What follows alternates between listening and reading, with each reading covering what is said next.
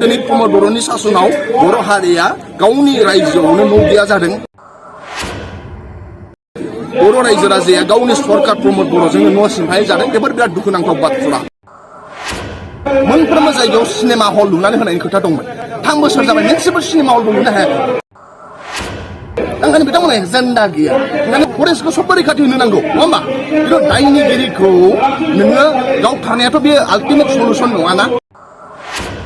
गुबुन आफादनिफ्राय बिपिएफ दिल्लीयाव जइन जागासिनो दं। खारन जइन जानायनि खारना जाहैबाय मा बिटिसिआ बासायनो नागिरो। जाय इउपिपिएल सरकार प्रमद बर' बिथांखौ रायजो राजाफ्रा फोथायनाय गैला। बिथांमोनहा बिटिआर सुक्तिनि गेजेरजों बर' लाइमोनफोरखौ आर्मि पेरामिलिटारि पुलिसाव साख्रि सोनाय होननाय बाथ्रा दंमोन। नाथाय बे सासेबो सोनो हायाखै। एखे टेट पास जानायानो आसाम पार्टना बिथांमोना साख्रि मोनजोब्बाय। नाथाय जोंनि बड'लेण्ड पार्टनिया बिटिसिनिया प्रमद बर'आ सासेनिबो एपइन्टमेन्ट होनो हायाखै। दा बिटिसियावनो गुबुन गुबुन ब्लकआव बिपिएफ दिल्लीनि जयनिं हाबाफारि सोलिगासिनो दङ। दिनैबो बेरगाव ब्लकनि सिङाव थानाय बे ओनसोलाव जयनिं हाबाफारिया सोलिगासिनो दं। बाव जोंनि बिपिएफ दिल्लीनि आफादगिरि मानाव गेदेर हाग्रामा महिलारि सारा बाहागो लादों। दा दिनै गुबुन गुबुन दिल्लीनिफ्राय गुबुन गुबुन आफादनिफ्राय बिपिएफ दिल्लीयाव जयन जागासिनो दं। खारन जयन जानायनि खारना जाहैबाय मा बिटिसिआ बासायनो नागिरो। बिटिसि बासायोब्लासो नों आं साफ्रोमबो लुबैनाय बादियै जों थांना थानो हागोन। दा ओंखायनो दिनै जाय इउपिपिएल सरकार प्रमद बर' बिथांखौ रायजो राजाफ्रा फोथायनाय गैला। बिथांमोनहा जि बाथ्रा होदोंमोन बे मोनसेबो मावफुंनो हायाखै। बिथांमोनहा बिटिआर सुक्तिनि गेजेरजों बर' लाइमोनफोरखौ आर्मि पेरामिलिटारि पुलिसाव साख्रि सोनाय होननाय बाथ्रा दंमोन। नाथाय बे सासेबो सोनो हायाखै। नाथाय बिल टिनि समाव 2003 मायथाइ एकर्डनि उनाव गोबां बिल टिनि सोद्रोमा बिथांमोना आर्मि पेरामिलिटारियाव साख्रि मोनदों। दिनै एनडिबिजों सुक्ति जादों। नाथाय एनडिबिनि केडार सासेबो दिनै पेरामिलिटारि आरो आसाम पुलिसाव बा आर्मियाव बे साख्रिखौ मोनासै। ओंखायनो दिनै प्रमद बर' आरो इउपिपिएलनाव फोथायनाय गैला। गोबां लाइमोनफोर, गोबां रायजो राजा, माहाजोन, गोरिब, आबादारि, साख्रियाल सबबो बिपिएफ दिल्लीयाव जयन जादों आरो बिटिसिखौ बासायनो नागिरदों। नों नाय टेट पास जानाय जाय जोंनि लेखा गोरों MA पास BA पास बिथांमोना टेट पास जानानै गोबां बिमा बिफाया गावनि फिसा हौवा फिसा हिन्जावखौ साख्रि मोनगोन सानदोंमोन। नाथाय एखे टेट पास जानायानो आसाम पार्टना बिथांमोना साख्रि मोनजोब्बाय। नाथाय जोंनि बड'लेण्ड पार्टनिया बिटिसिनिया प्रमद बर'आ सासेनिबो एपइन्टमेन्ट होनो हायाखै। बे बिराद दुखुनांथाव बाथ्रा। मानो होनबा बैसोनिफ्राय थाया।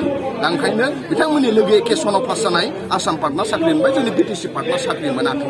आरो बेनिफ्राय गोबां फोर दङ। दा दिनै जोङो बेरगावआव फैदों। बेरगाव ब्लकआव जोंहा दावबायसा बर' आदा दङ। बिथाङा स्पर्टस आरो इयुथ वेलफेयारनि EM 2022 मायथाइयावनो स्पर्टस आरो इयुथ वेलफेयार डिपार्टमेन्टनिफ्राय गासै 52 साफोरनो फिजिकेल इन्सट्राक्टरनि साख्रि एडभार्टाइज होदोंमोन। बिथांमोना दिनै सासेबो एपइन्टमेन्ट होनो हायाखै। खारना मा जादों? दा ओंखायनो बिथांमोना सरकारखौ मोजां सालायनो हायाखै नामा? दा ओंखायनो बिनि थाखाय गोबां लाइमोनफोरा बिपिएफ दिल्लीयाव जयन जादों। मानो होनबा बिथांमोना जेरैबायदि खोथा होदोंमोन सासेबो मावफुंनो हायाखै। आं आवगायबो बुंदों जे प्रमद बर'आ आवगाय बुंदोंमोन जे जार्नालिस्ट वेलफेयार फान्डआव नोंथांमोननो 10 कोटि रां होनायनि खोथा, बेखौबो होनो हायाखै।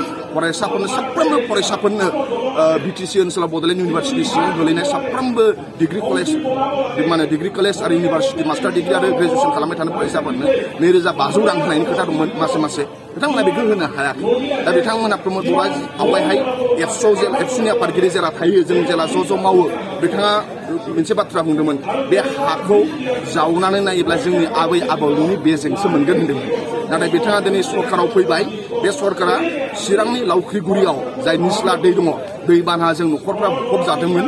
नाथाय बिथांमोना फारसेथिं जेला न' लुनानै थाहैयो, बिथांनिनो फरेस्ट डिपार्टमेन्टनि EM न'खौ दानसेहैजोबनानै बिथांमोनखौ होखारदों। दिनै लावख्रिगुरिनि 22 न'खरा बिथांमोना न' गैयामालासिनो दैमा जिङावनो उन्दुनांनायनि गोबां गथ'फ्रा निम'निया बेमार, गोबां बेमारफोर सोमजिबाय। दा ओंखायनो दिनै प्रमद बर'नि सासनाव बर' हारिया गावनि रायजोआवनो न' गैया जादों। बर' रायजो राजाया गावनि सरकार प्रमद बर'जोंनो न' सिमफाय जादों। बेफोर बिराद दुखुनांथाव बाथ्रा। ओंखायनो जा साख्रि होनांगौ होन्दोंमोन बेखौबो होनो हायाखै। सेल्फ हेल्प ग्रुपफोरनो फैसा होनांगौ बेखौ होनो हायाखै। जिखुनु डिपार्टमेन्टआवनो साख्रि होनाय खोथा दं, बिथांमोना होनो हायाखै।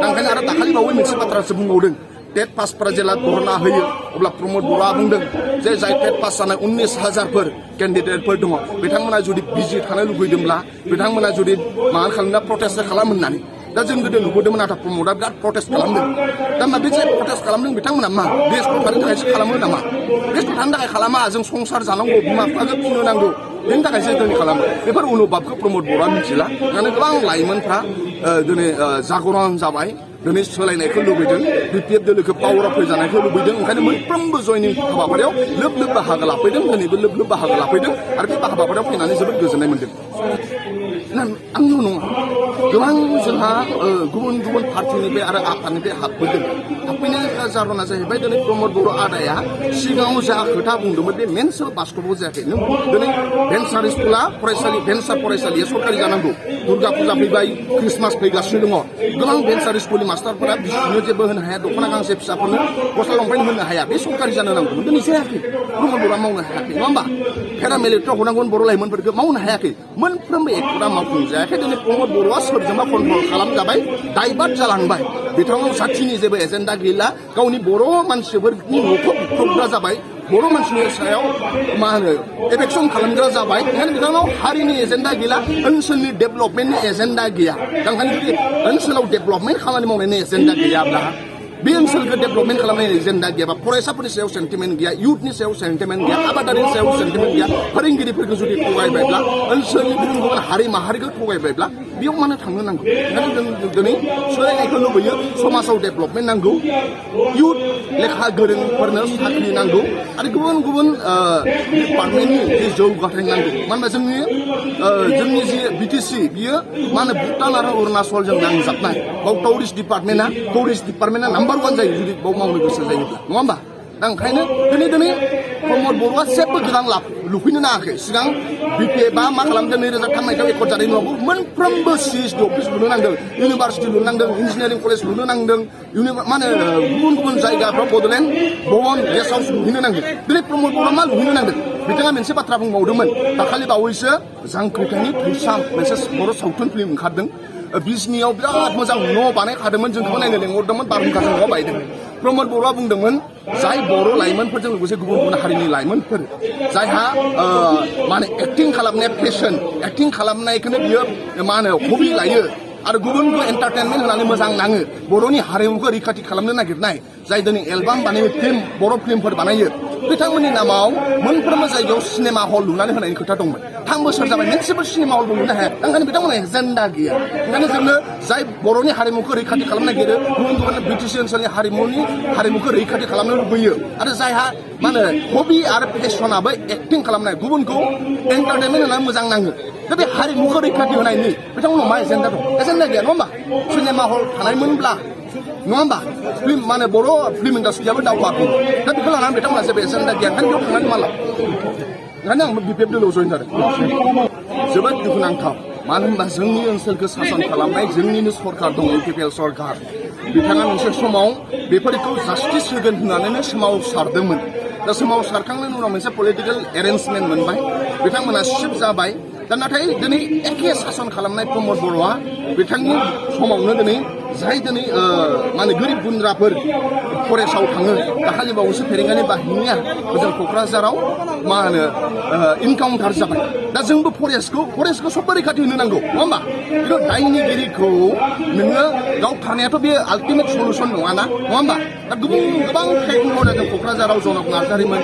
आवगायनि आरो आङो मा होनो बाक्सानिबो गबर्नरनि सासे डिम्बेश्वर मोसाहारि बेफोर फेक इनकाउन्टार जादों बेफोरनि जास्टिसखौ होनो नांगौमोन नङा होमबा बिथांमोननि न'खराव सोलिनो थाखाय जा माने फिसायानो थैलांबायबा बिमा रान्दिया फिसाफोरखौ लानानै बोरै रायजो जागोन बिसोरनो बेखौ जास्टिस होनो नांगौमोन दा बिथांमोना बे जास्टिस होनायाव गैया बिथांमोना गावखौल' सानो गावनि मुलाम्फानिल' बिथांमोनाव सान हर बे खर'आव फैबाय थायो ओंखायनो जों दिनै बै इउपिपिएल दोलोखौ जेरैखि जाया पावारनिफ्राय बोखारनो नांगौ आरो जास्टिस होग्रा सबनोबो न्याय होग्रा आरो बेबादि जाहाथे ओनसोलाव फेक एनकाउन्टार जाया आरो जायबो गोदोहाय फेक एनकाउन्टाराव बिफा गोमा जाबाय बे फिसाफोरनो बै बिमानो जास्टिस होनो थाखाय सानग्रा जोंनो मोजां सरकार बिपिएफ दोलो सरकारखौ जों लाबोफिननांगोन नों आं मिलायनानै अब्लासो बे ओनसोलाव जौगागोन अब्लासो बे ओनसोलनि गुबुन न'खरफ्राव जेरै दुखु दाहा सोलिगासिनो दङ बे दुखु दाहाफ्रा बिथांमोनाव एसेब्लाबो गोजोननाय लाबोनो हागोन होननानै आं सानो